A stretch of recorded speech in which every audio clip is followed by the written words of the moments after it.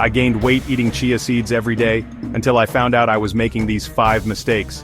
If you're feeling bloated or not losing weight, you need this. For 3 years I thought I was being healthy, but my stomach always puffy, my energy, gone.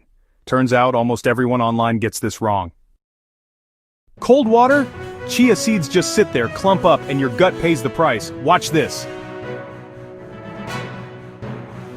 Soaking too short? Crunchy seeds equal sign digestive nightmare. Too long, you lose nutrients. Mixing with fruit juice, your blood sugar spikes higher than candy. That's the opposite of weight loss. Chia seeds are coated in saponins, natural chemicals that block nutrients. Rinse them, or your body misses out. After 3 days in the fridge, chia pudding can grow bacteria faster than you think. Don't risk it.